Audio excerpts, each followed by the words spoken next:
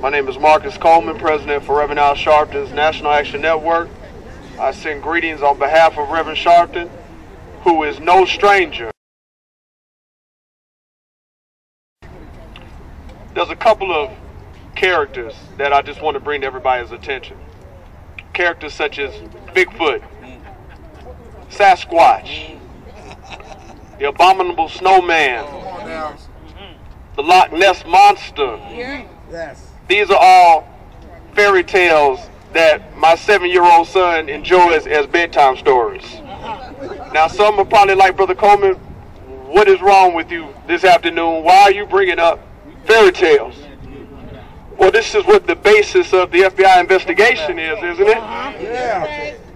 I mean, all of you are, or most of you are a couple of years my senior. I enjoy studying the movement.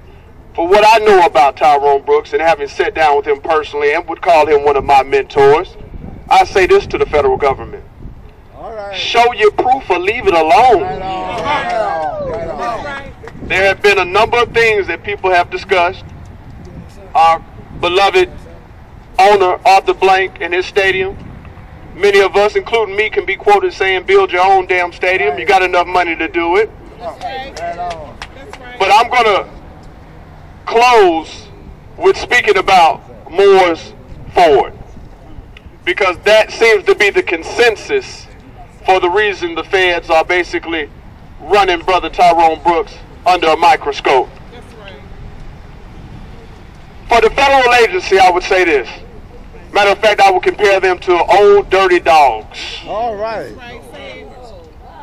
I would compare them to old dirty dogs, and I would compare the Moore's Ford Bridge to an old bone that's been buried in the history here in this state of Georgia. That's right. Me being a dog lover, let me explain about dogs real quick, because I know Mr. Du Bois, we're going in there to greet Tyrone. But dogs, they take the time and they chew all the meat off the bone, right? Yeah. They get the bone real nice and clean, right?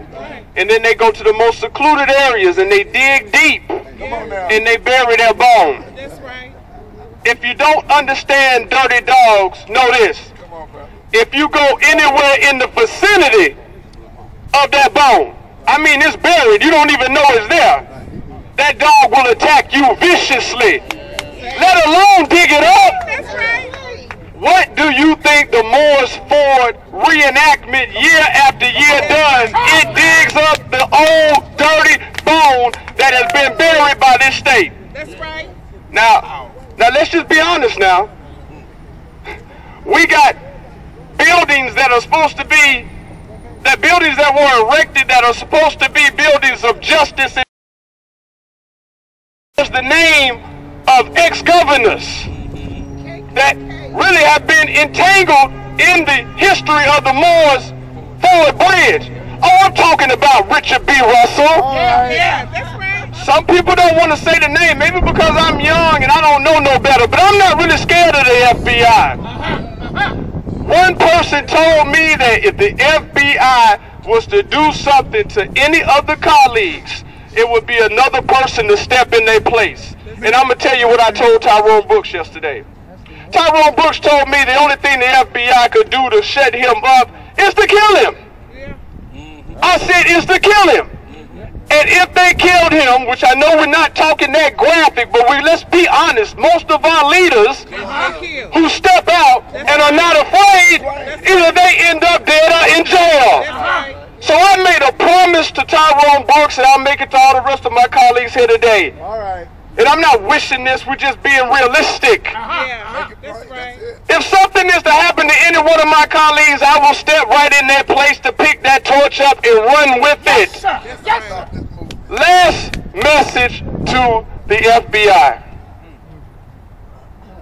I'm going to reiterate, show what you got or leave it alone. And I know you got Tyrone Brooks in your scope, in your crosshairs. I know you got my founding president, Reverend Sharpton, in your scopes, in your crosshairs. But as it comes to this Moore's Ford, I want you to redirect that scope. And as you're tuning in your sights, I think you're really going to find the target might be within, and it might read the FBI.